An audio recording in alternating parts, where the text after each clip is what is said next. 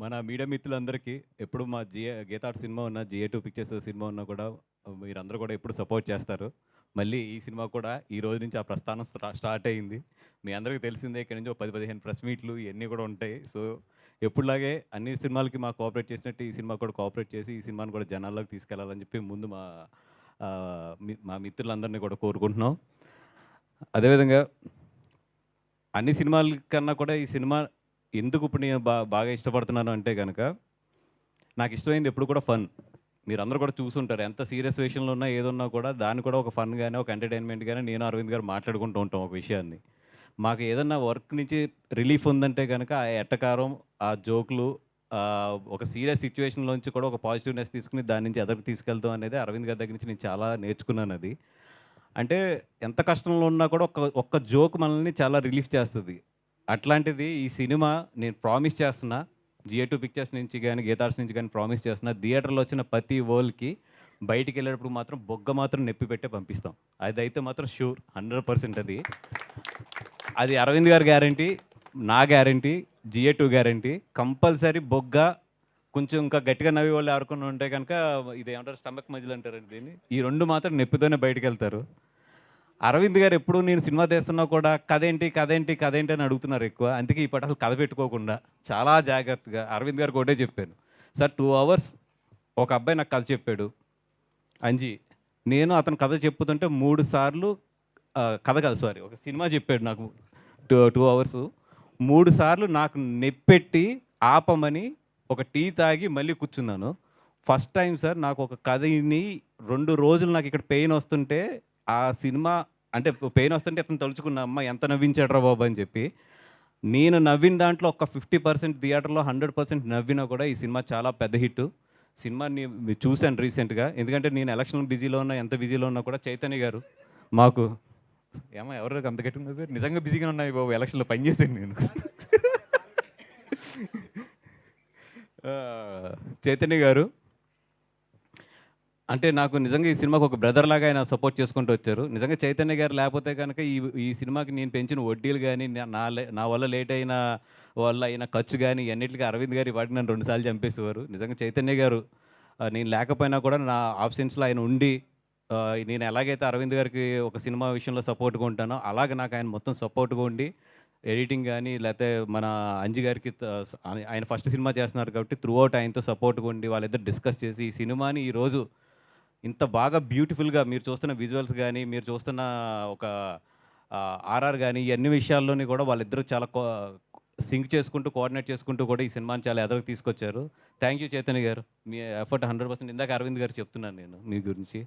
అంజి ఆహ్, అంజిని చూస్తేనే నాకు నవ్వొస్తదండి. అంత అంత కామెడీ చేస్తాడు. అంత ఎటకారం ఉంటది మనిషిలోని. ఇంకా స్క్రీన్‌లో అయితే వాళ్ళ ముగ్గురు మధ్యలో సీన్స్ అయితే 100% థియేటర్‌లో పడి నవ్వుతారు. దాంట్లో అయితే ఎటువంటి నాకే ఐయామ్ ష్యూర్ ఈ సినిమా 100% బయటకొచ్చిన తర్వాత ఏదన్నా గుర్తుంటదంటే మాత్రం మీరు నవ్వుకునే ఇన్సిడెంట్లు, అలాగే ఇన్‌స్టా మేమర్స్ గానీ, మేమర్స్ అందరూ కూడా మంచి కంటెంట్ దొరుకుతది సినిమాలో. మీరందరూ కూడా బాగా చూడండి. మమ్మల్ని బా ఆడుకుంటారు కూడా. ఆడుకోండి ఏం పర్వాలేదు. అండ్ మా నాని నితిన్ గారి గురించి అంటే ఈ కథ చెప్పినప్పుడు ఆయన దగ్గరికెళ్ళి చెప్తున్నామంటే, ఓకే. డైరెక్టర్ గారు అడుగుతున్నారు కదా! ఎళ్లి చెప్పండి అనుకున్నాను గానీ, ఎందుకంటే ఆయన ఒప్పుకుంటారా లేదా అనేది నా మైండ్‌లో చాలా డౌట్ ఉండేది. ఎందుకంటే ఈ కథలో ఒక హీరోతో పాటు మిగతా 2 క్యారెక్టర్‌లు ఏదైతే ఉన్నదో చాలా హై జర్నీ ఉంటుంది. ఆయన అప్పటికే మ్యాడ్ ఆడుతుంది. మ్యాడ్ చాలా బా వస్తుందని విన్నాను. సో, డెఫినిట్‌గా మ్యాడ్ బా వస్తుందని విన్నాను కాబట్టి, డెఫినిట్‌గా నెక్స్ట్ ఏదో పెద్ద సినిమా చూస్తారు. ఆల్రెడీ కొంచెం పెద్ద బ్యాక్‌గ్రౌండ్ ఉంది. అన్నీ ఉన్నాయి కాబట్టి డెఫినిట్‌గా పెద్ద సినిమా, హై బడ్జెటెడ్ సినిమా ఏదో చూస్తారనుకున్నా.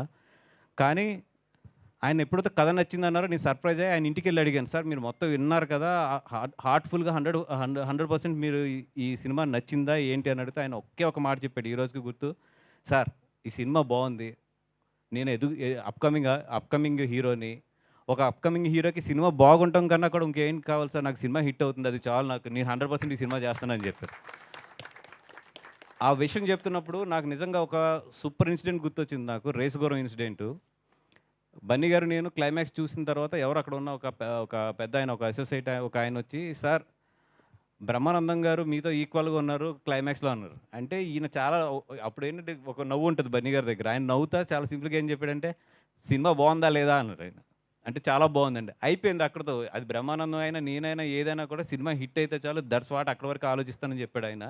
నిజంగా ఆ మాట చాలా పెద్ద మాట అది. ఏంటంటే ఒక ఒక ఎనీథింగ్ దేనికన్నా కూడా ఒక సినిమా అనేది ఎంత ఇంపార్టెంట్ అనేది నిజంగా మరి నితిన్ గారికి ఎలాగా తెలిసిందో కానీ అది చాలా బాగా ఆ రోజు మాట అలా గుర్తుండిపోయింది నాకు.